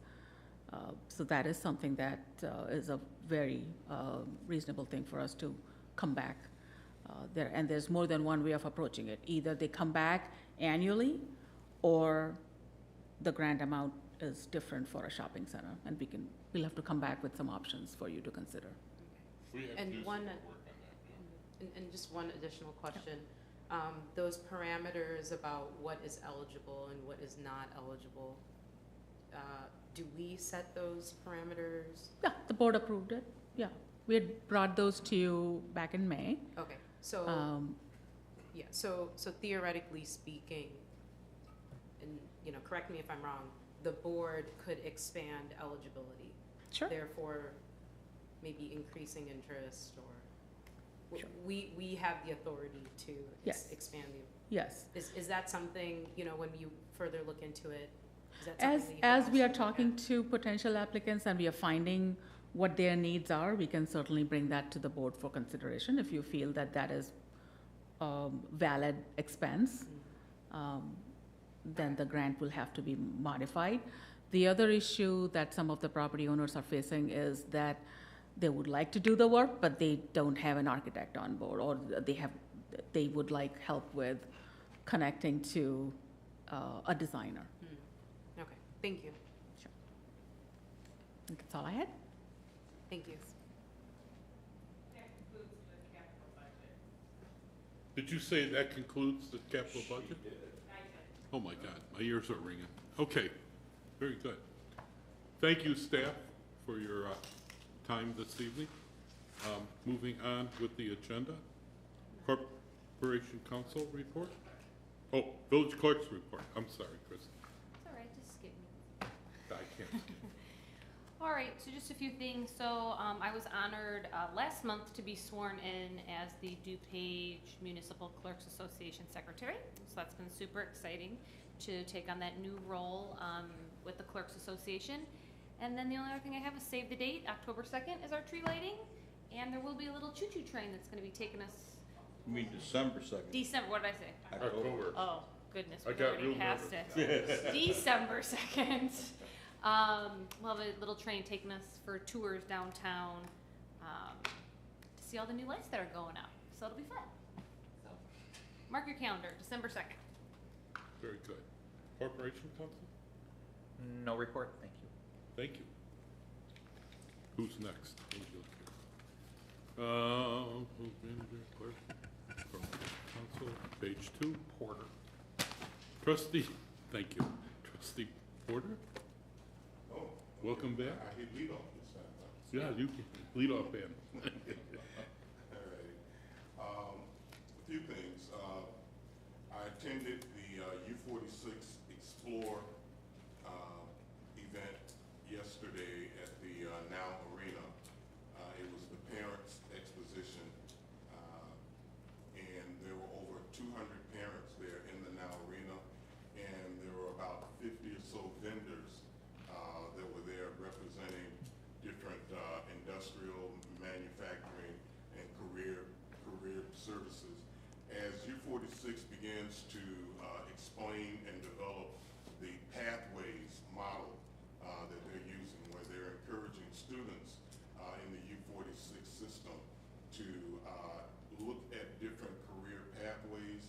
The schools have been set up as magnet schools, and they cover different disciplines, from arts and sciences to language to STEM to math and sciences, and so each school has a different discipline that they represent. And they're opening up the enrollment period, which began yesterday on October 5th, where the 7th graders need to select a career pathway, and they have until October 31st, where they will then be enrolled in one of these academies across the U46 school system, which includes Bartlett, South Elgin, Larkin, Streamwood, and Elgin High School, and enroll in one of those pathways. The idea is to, when students graduate from high school, that they will be ready to have jobs that are income, that are able to provide living wage jobs in sustainable careers for those who may or may not want to go the traditional pathway of a four-year university and do that. It gives them some options. It's a very exciting program. And so they kicked that off yesterday at U46 at the Now Arena. Today they had 2,500 students attend that same conference at the Now Arena, which was a very exciting program to be a part of. And as you know, we make a contribution to Alignment for Collaborative Education, and they were the sponsors of this Explore event. So just to let you know that the money that we give to, that we make available to Alignment for Collaborative Education, these are one of the projects that they work with U46 to provide for the students. Many of them are Hannibal Park students. So just to keep you kind of informed and let you know how your money's working and what it's going to. I had a meeting, I stood in for my colleague, Trustee Kemper at St. Ansgar Church. They had a meeting called Renew My Church, because there had been discussion within the Archdiocese of consolidating some of the churches, which included St. Ansgar, St. Peter Damian, and St. John's. There was talk about maybe consolidating those congregations, maybe closing down some of the facilities some of the buildings and taking some of those measures. Well, I'm pleased to say that as of now, according to Father Eduardo, that it looks like St. Ansgar is going to be left whole, that they won't be discontinuing services there, that they will maintain that facility, and that they'll continue to provide a vital service to our community. St. Ansgar is a very important piece of our community element here, and we're very pleased that looks like they're going to remain intact without any reduction in their services, without any reduction to their facilities, and they're looking to continue to move full speed ahead. Father did mention that there's a heavy influx of Venezuelan refugees that are coming into the Hanover Park area, and they're fielding a lot of them. A lot of them are landing over at St. Ansgar's Church, and they are really swamped and overwhelmed with trying to direct them to the proper resources that are available. Now, they've made themselves available to Hanover Township, and I know Lisa, Trustee Gutierrez is working with some of them at the POC Center, and we're trying to provide those resources. But I think that I wanted to put that on the radar for the village, because we have these residents coming in, and we need to be aware that they're coming. We need to have sensibilities that they're going to be an influx of refugees that are escaping some horrendous situations, that are looking to provide a better life for their families here, and whatever the village can do to be of assistance and support to them, in addition to what being done by the township and what's being done by some of the outside organizations. I think the village bears some responsibility as well to provide some guidance and some support and some resources. We'll be working with Father Eduardo to find out how we can assist, what type of assistance they need, and see what we can do.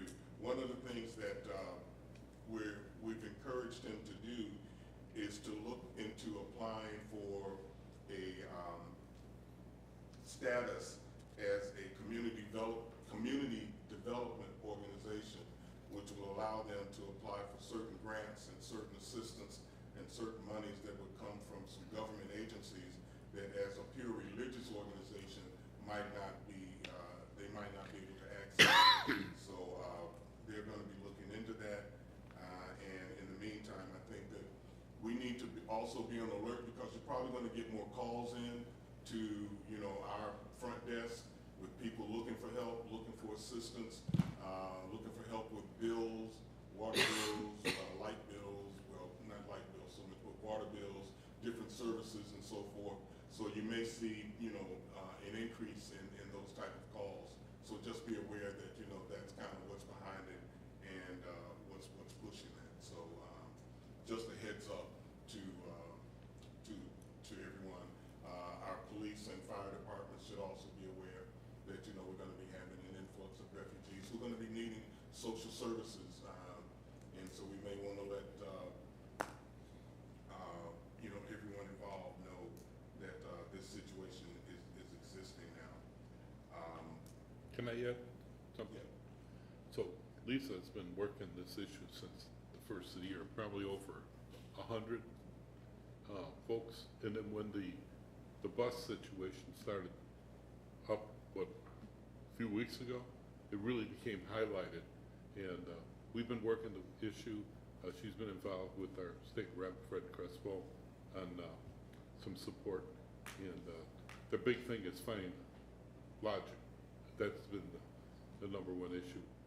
When I go to the schools, reading to the kids, I'm finding them, they're already in the schools. They're picking up the principal at Einstein School was telling me within a few months the kids are learning the language, they were to get on board.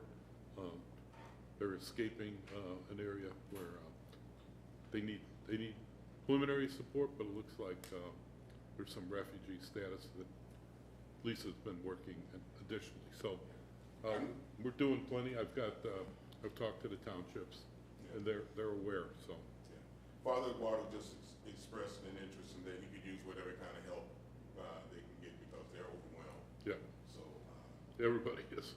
thought I would bring that Great comments. to their attention. On another note, my daughter's going to be running in the Chicago Marathon this weekend, so say a prayer for her because she's feeling some kind of way. She's pretty sure she's going to do it and get through it, but you start feeling that anxiety, as Dave can probably tell you, the closer you get to race day, you start feeling that. But anyway, just cheer her on and say a little prayer for her. Yes, absolutely. As many of you know, I just recently completed a 2-week trip to South Africa, where we visited Ethiopia, Zimbabwe, Botswana, Zambia, Cape Town, Johannesburg, and it was a wonderful, wonderful trip. We did a lot of wonderful things there. One of the highlights was when we were in Cape Town. We visited the Bata restaurant. It's a family-owned restaurant, and this woman who owns it is famous throughout Cape Town. She's Indian, and we took an Indian cooking class. So I now know how to make samosas and roti and all of that. So I'm gonna have to. I told my family I'm gonna have to come and display my cooking skills now. But I was pretty proud of my samosas that I made. They were really good. I folded them up and fried them up, and they were pretty good. So that was really amazing. And the animals that we saw were fantastic. We got within the distance of from here to you guys in the front row of a whole pride of lions that were eating a water buffalo that they had killed. My thing was seeing things eat things. So we saw a leopard that had dragged a deer, a buck up into the tree and was chewing on that. And then a hawk had grabbed a monkey and was sitting on a pole and was eating that. So I was like, man, this is what I came for, So, it was really well. We saw over 100 elephants crossing the river. They were in mass, just swimming across the river. Water buffaloes. We saw all the big five, as they call them. We saw the elements of the big five, and it was really a great trip. We've got some great pictures. I've been posting some on Facebook, and I guess I'll talk with maybe if anyone's interested, I can bring the computer in and we can do a show and tell so that you guys can see that. So, and that concludes my report. Excellent. Sounds like a wonderful trip. Trustee Kemper? Not a whole lot to report. I want to thank Trustee Porter for being able to fill in for me at the meeting at St. Ansgar last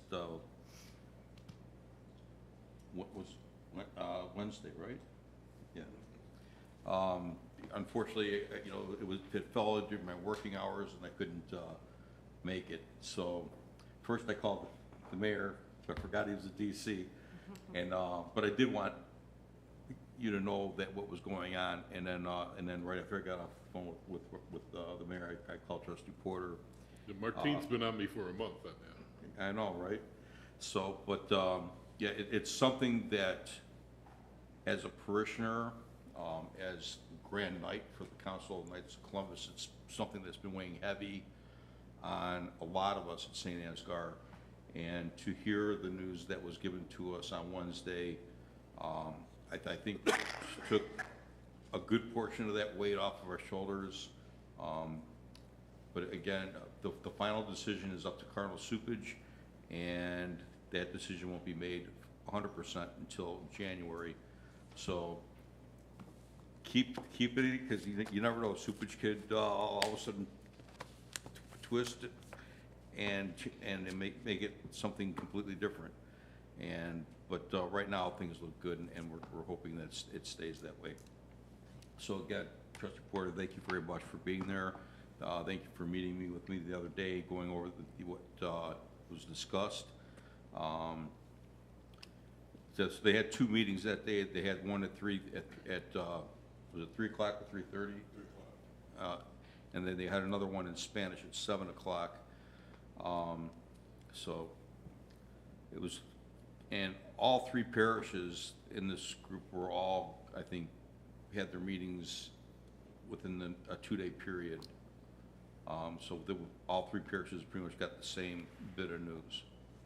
So, best case scenario is the Archdiocese does nothing at all and leaves things the way they are. So, but with that, October is Italian Heritage Month, and I'm proud of that.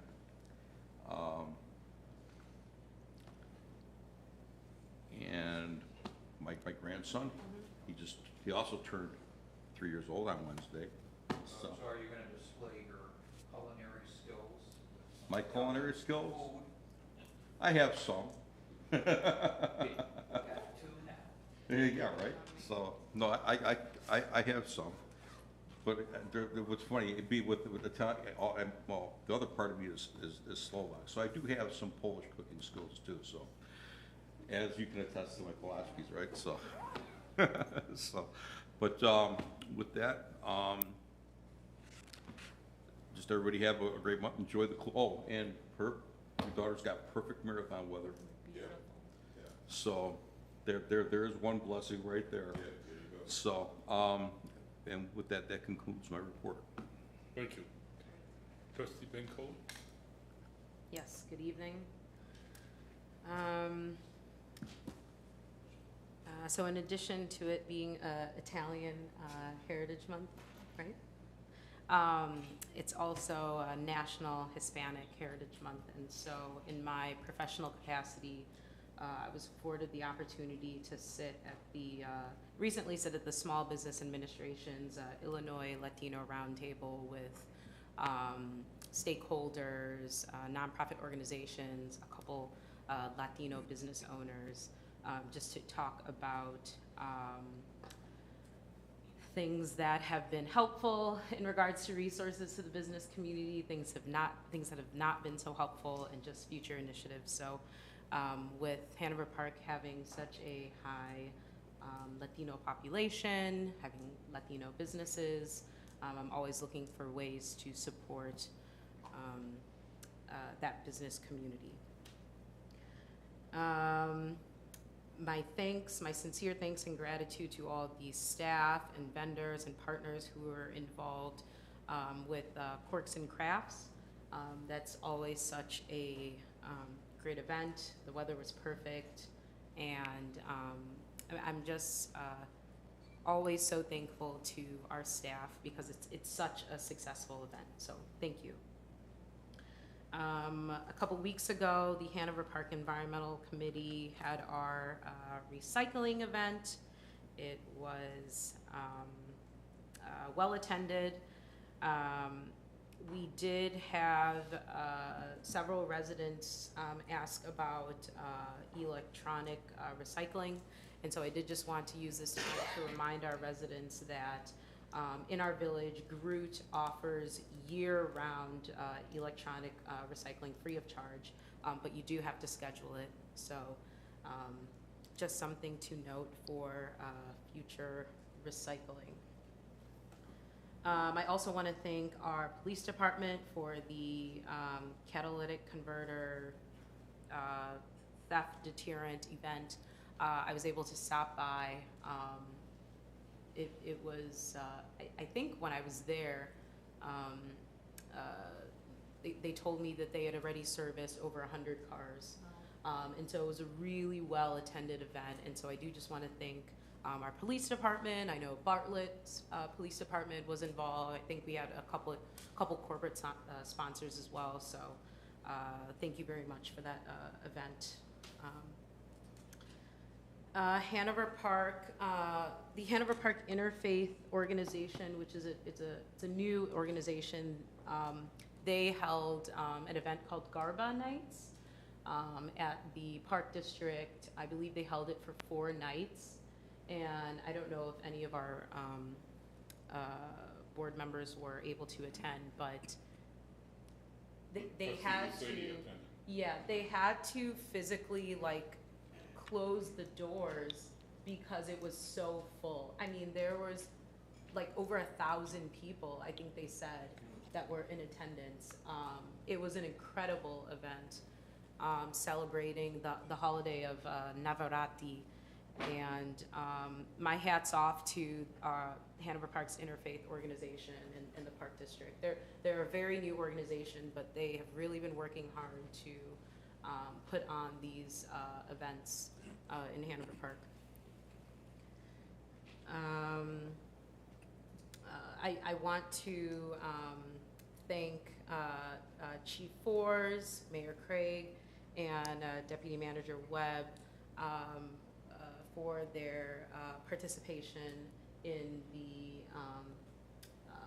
hearing that took place in Washington, D.C. I was filled with great pride to see Hanover Park in D.C. And I did tune in to the hearing, but I know that this merger is a big undertaking, and those that are also involved with the merger, I don't think everyone that's involved with the merger was in DC, so just to everyone that's involved with that matter, just thank you, because it is really such a huge undertaking, and I hope that it's a favorable outcome, not only for our community, but for the surrounding communities. Okay, I have a couple more things. I'm gonna go a little bit faster. I do just want to thank Shubra and the Bartlett Area Chamber of Commerce and our Community and Economic Development Department for hosting the Business After Hours event. It was well attended. There was great food, camaraderie. It was a good event. So thank you. Thank you for your work. Couple more updates. I just recently read that in DuPage County, they just released information for their fiscal year 2023 budget. And that proposal does not include a property tax increase for homeowners. So I did just want to mention that for our DuPage County homeowners. And I also wanted to mention that in Cook County, the Cook County did launch a guaranteed income pilot. And so I'm just going to read a little blurb on it. So at $42 million, the Cook County Promise Guaranteed Income Pilot is the largest publicly funded guaranteed income program in the United States. So the county will provide $500 monthly unrestricted cash payments to a little over 3,200 households for 2 years, and this program does begin in December of this year. And so I mention this because the application for this program did just launch today.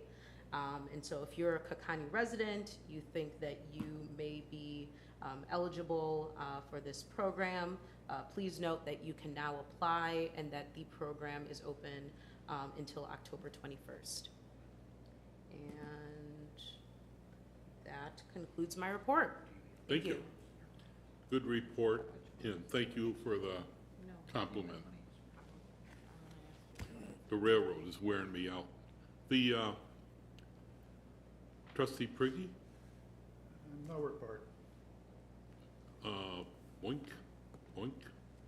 Executive session, section 2C1, personnel. Right, so there's an executive session under section 2C1 of the Open Meetings Act for personnel and compensation of specific employees of the village, and also under section 2C2 of the Open Meetings Act, deliberations concerning salary schedules for one or more classes of employees. Do we have a motion? So moved. Second. We have a motion and a second. Christie, call the roll. Trustee Brigi? Yes. Trustee Porter? Yes. Trustee Kemper? Yes. Trustee Van Collen? Yes. Thank you. And will not be returning. We have a motion to adjourn. So moved. Second? All in favor? Aye. Thank you very much. Motion adjourned, meeting adjourned.